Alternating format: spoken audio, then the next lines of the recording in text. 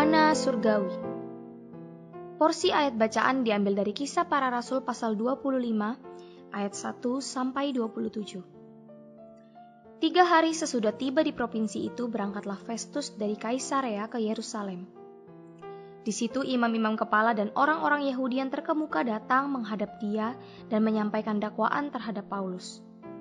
Kepadanya mereka meminta suatu anugerah yang merugikan Paulus, yaitu untuk menyuruh Paulus datang ke Yerusalem, sebab mereka sedang membuat rencana untuk membunuh dia di tengah jalan.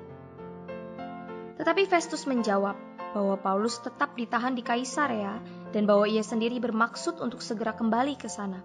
Katanya, "Karena itu baiklah orang-orang yang berwenang di antara kamu turut ke sana bersama-sama dengan aku dan mengajukan dakwaan terhadap dia jika ada kesalahannya." Festus tinggal tidak lebih daripada 8 atau 10 hari di Yerusalem. Sesudah itu ia pulang ke Kaisarea. Pada keesokan harinya ia mengadakan sidang pengadilan dan menyuruh menghadapkan Paulus. Sesudah Paulus tiba di situ, semua orang Yahudi yang datang dari Yerusalem berdiri mengelilinginya dan mereka mengemukakan bahwa tuduhan berat terhadap dia yang tidak dapat mereka buktikan. Sebaliknya Paulus membela diri, katanya, "Aku sedikit pun tidak bersalah, baik terhadap hukum Taurat orang Yahudi, maupun terhadap bait Allah atau terhadap Kaisar." Tetapi Festus yang hendak mengambil hati orang Yahudi menjawab Paulus, katanya, "Apakah engkau bersedia pergi ke Yerusalem supaya engkau dihakimi di sana di hadapanku tentang perkara ini?" Tetapi kata Paulus, "Aku sekarang berdiri di sini di hadapan pengadilan Kaisar, dan disinilah aku harus dihakimi. Seperti engkau sendiri tahu benar-benar, sedikit pun aku tidak berbuat salah terhadap orang Yahudi. Jadi jika aku benar-benar bersalah dan berbuat sesuatu kejahatan yang setimpal dengan hukuman mati, aku rela mati. Tetapi jika apa yang mereka tuduhkan itu terhadap aku ternyata tidak benar, tidak ada seorang pun yang berhak menyerahkan aku sebagai suatu anugerah kepada mereka. Aku naik banding kepada Kaisar." Setelah berunding dengan anggota-anggota pengadilan, Festus menjawab, "Engkau telah naik banding kepada Kaisar, jadi engkau harus pergi menghadap Kaisar." Beberapa hari kemudian datanglah Raja Agripa dengan Bernike ke Kaisarea untuk mengadakan kunjungan kehormatan kepada Festus. Karena mereka beberapa hari lamanya tinggal di situ, Festus memaparkan perkara Paulus kepada raja itu, katanya, "Di sini ada seorang tahanan yang ditinggalkan Felix pada waktu ia pergi. Ketika aku berada di Yerusalem, imam-imam kepala dan tua-tua orang Yahudi mengajukan dakwaan terhadap orang itu dan meminta supaya ia dihukum.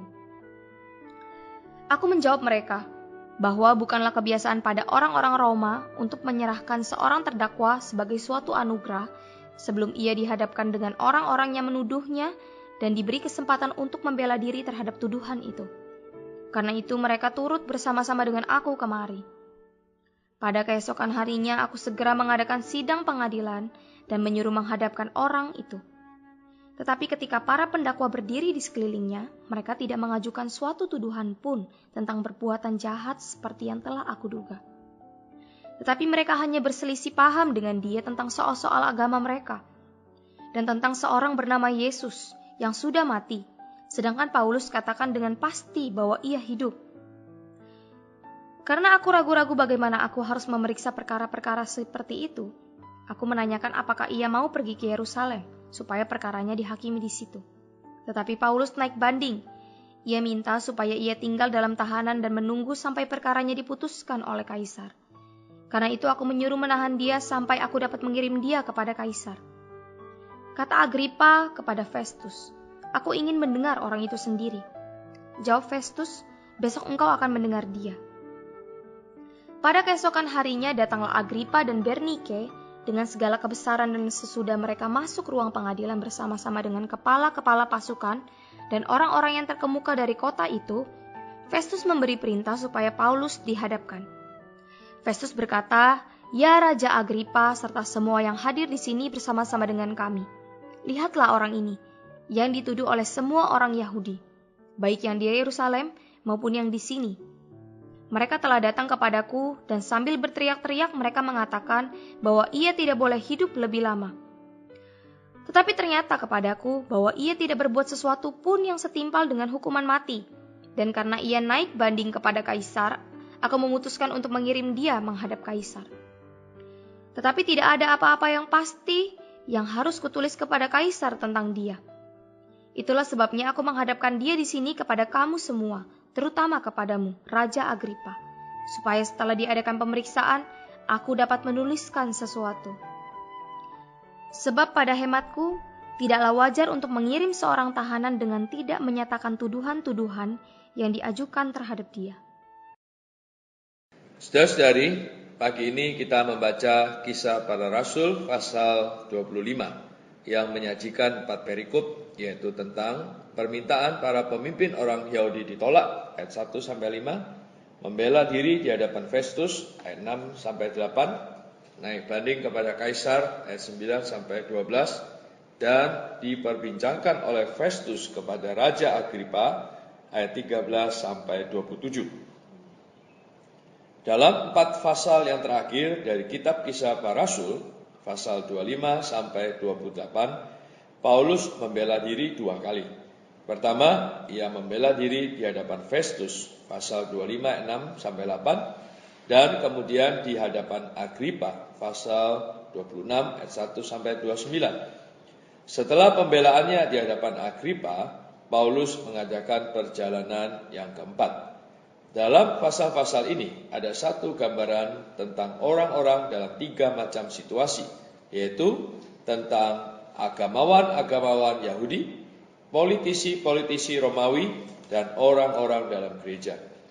Orang-orang Yahudi ingin menyerang secara tiba-tiba untuk membunuh Paulus.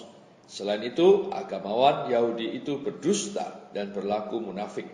Pada mereka tidak ada sesuatu yang kudus atau benar. Pada mereka tidak ada yang dapat dihitung sebagai sesuatu bagi Allah. Apa yang dipraktekkan di antara agamawan-agamawan Yahudi dalam perkara Paulus ini bukan hanya bersifat daging dan penuh dosa, bahkan jahat dan kejam.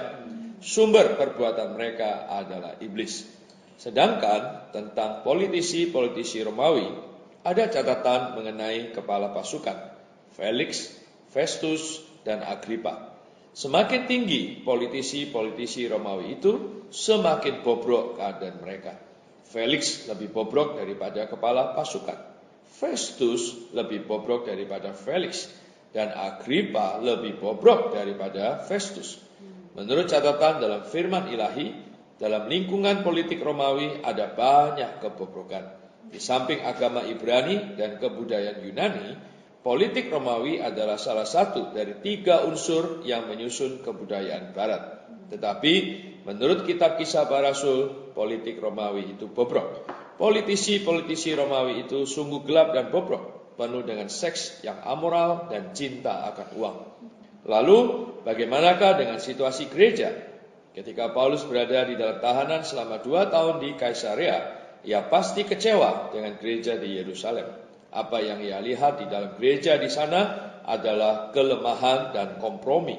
Dalam pasal-pasal yang terakhir dari kitab Kisah Para Rasul ini, Paulus berada dalam satu situasi di mana ia dikepung oleh para agamawan Yahudi, politisi-politisi Romawi, dan sesama sekerjanya dalam kehidupan gereja. Ia pasti merasakan situasi ini sangat mengecewakan. Walaupun politisi-politisi Romawi itu bobrok, namun hukum Romawi itu sangat kuat. Mereka masih memperhatikan hukum. Karena itu, ketika Festus diminta untuk membawa Paulus kembali ke Yerusalem, ia menganggap bahwa tindakan demikian itu tidak sesuai dengan hukum Romawi. Dan ia menolak permintaan dari pemimpin-pemimpin orang Yahudi itu. Ayat 6-8, Paulus membela diri di hadapan Festus. Paulus tidak berkata-kata terlalu banyak. Ia hanya menyangkal melakukan sesuatu yang berlawanan dengan hukum Taurat orang Yahudi atau hukum Roma. Dalam memperlakukan Paulus, Festus bagaikan seekor rubah. Ia mengusulkan agar Paulus pergi ke Yerusalem dan dihakimi di sana di hadapan Festus. Paulus berhikmat dan melihat tipu muslihat dari usulan Festus, maka Paulus berkata dengan tegas, "Aku sekarang berdiri di sini di hadapan pengadilan Kaisar, dan disinilah aku harus dihakimi. Seperti engkau sendiri tahu benar-benar, sedikit pun aku tidak berbuat salah terhadap orang Yahudi." Perkataan Paulus mengenai pengadilan Kaisar menunjukkan kepada Festus bahwa ia bermaksud naik banding kepada Kaisar. Kaisar yang kepadanya Paulus naik banding adalah Kaisar Nero. Tanpa naik banding ini, mungkin Paulus akan dibunuh oleh orang Yahudi melalui penanganan Festus yang tidak adil terhadapnya.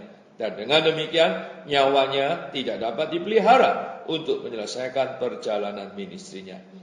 Naik banding Paulus kepada Kaisar akan memenuhi keinginannya untuk melihat Roma bagi kemajuan kesaksian Tuhan. Tanpa naik banding ini, ia akan dibunuh oleh komplotan orang Yahudi yang menentang dia. Dan ia tidak akan bisa menulis ke-8 surat kirimannya yang terakhir. Sebelum naik banding ke Roma, Paulus hanya menulis 6 surat kiriman. 1 dan 2 Tesalonika, Galatia, Roma, serta 1 dan 2 Korintus. Ketika untuk kali pertama di penjara di Roma, ia menulis surat Kolose, Efesus, Filipi, dan Filemon.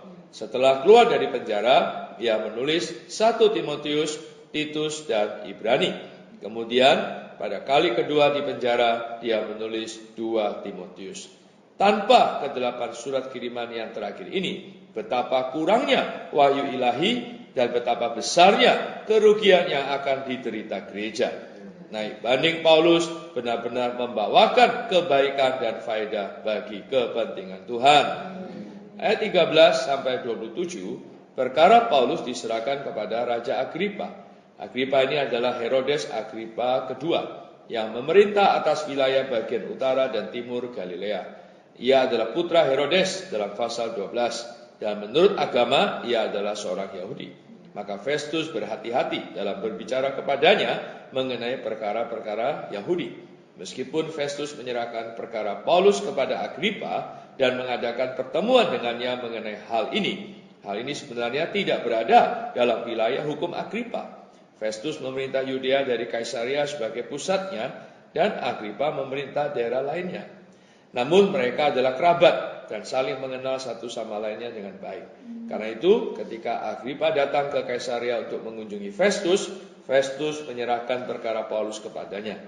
Semakin kita mempelajari percakapan di antara Festus dan Agripa, semakin kita menyadari bahwa kedua politisi Romawi itu jahat.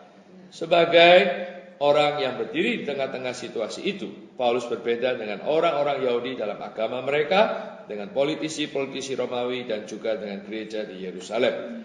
Gambaran ini mewahyukan bahwa Paulus adalah seorang yang memperhidupkan Kristus.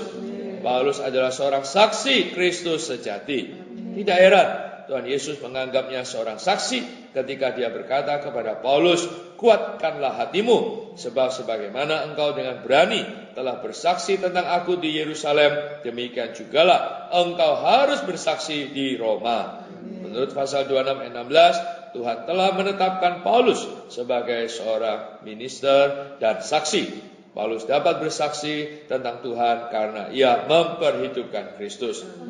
Saudara-saudari, kita perlu memiliki kesan yang dalam terhadap fakta bahwa dalam pasal-pasal kitab Kisah Para Rasul ini, Paulus adalah seorang saksi Kristus sejati. Sekarang atas diri Paulus, kita memiliki kategori yang keempat. Dalam kategori ini, Paulus berdiri seorang diri sebagai orang yang memperhidupkan Kristus. Paulus bukan hanya memberitakan perkembangbiakan Kristus yang bangkit, ia bahkan memperhidupkan Kristus ini. Paulus menempuh suatu kehidupan yang merupakan perkembangbiakan Kristus yang bangkit. Sungguh mulia, sungguh jaya, suatu kemenangan bagi Tuhan dan malu bagi si musuh bahwa Paulus memberitakan Kristus dan memperhidupkan Kristus. Di tengah-tengah aktivitas musuh, berdiri Paulus, orang yang memperhidupkan Kristus. Kristus yang bangkit telah mengembangbiakan dirinya sendiri dengan masuk ke dalam Paulus dan membuat dia menjadi seorang saksi Kristus yang hidup. Mari kita berdoa. Tuhan Yesus, terima kasih kami boleh membaca bagian firman-Mu pada pagi hari ini. Oh Tuhan Yesus, Tuhan menggambarkan seluk-beluk bagaimana Paulus ditangkap. Oh Tuhan, dan bagaimana Paulus menghadapi tuduhan, gugatan atas dirinya. Oh Tuhan, Paulus sungguh adalah seorang saksi Kristus yang hidup. Oh Tuhan, di dalam segala situasi, dia adalah seorang yang memperhidupkan Kristus. Tuhan, dia penuh dengan hikmat, bagaimana mempertahankan hidupnya supaya dia bisa menyelesaikan ministrinya, Tuhan, dengan menulis 8 surat yang tersisa. Oh Tuhan, sehingga wahyu atas firman-Mu menjadi lengkap dan sempurna. Tuhan Yesus, Tuhan, kiranya apa yang kami baca ini, Tuhan, juga mendorong kami menjadi orang yang dipenuhi oleh Kristus. Terima kasih Engkau telah tinggal di dalam kami. Tuhan, kiranya kami terus membuka diri kami. Tuhan, hingga Engkau terus meluas dari dalam di roh kami, meluas ke dalam jiwa kami. Oh, memenuhi seluruh diri kami, sehingga kami di dalam situasi apapun, khususnya di dalam situasi yang sangat negatif, Tuhan, kami tidak ikut negatif. Oh Tuhan, tetapi kami justru memiliki kesaksian yang berlawanan dengan situasi yang negatif, yaitu membiarkan Engkau, Tuhan, diperhitupkan dalam hidup kami. Oh Tuhan, Kau menjadi nyata. Oh Tuhan, bisa dilihat oleh banyak orang, sehingga melalui demikian Tuhan, banyak orang boleh percaya kepadamu. Oh, banyak orang boleh menerima Dikau. Oh, dikuatkan oleh Dikau. Jadikan kami seorang penyalur Kristus ke dalam setiap orang yang kami kenal. Oh, setiap orang yang kami kontaki. Terima kasih ya Tuhan. Beri kami anugerah-Mu yang cukup. Dalam nama Tuhan Yesus kami berdoa. Ku berperang bagi Tuhan, iblis tidak terima. Dia memakai semua kuasanya untuk menghambatku. Ku tiasa berdoa agar musuh kabur. Beritahu pada Tuhan semua bereslah. Beritahu pada Tuhan semua bereslah. Beritahu pada Tuhan semua bereslah. Syukurlah tiap kali temui cobaan. Beritahu pada Tuhan semua bereslah. Meski jumpa gelap badai, tempuh jalan sulit, meski cobaan bertubi hari depan khawatir, sekejap ku menang karena sandar Tuhan. Beritahu pada Tuhan semua bereslah. Beritahu pada Tuhan semua bereslah. Beritahu pada Tuhan semua bereslah. Syukurlah tiap kali temui cobaan. Beritahu pada Tuhan semua bereslah. Saat teman menyerangku, tiada yang dukungku. Saat ku lemah sendirian, difitnah, ditolak, beritahu Tuhan, Dia segera hibur. Sungguh beritahu Tuhan semua bereslah. Beritahu pada Tuhan semua bereslah. Beritahu pada Tuhan semua bereslah. Syukurlah tiap kali temui cobaan. Beritahu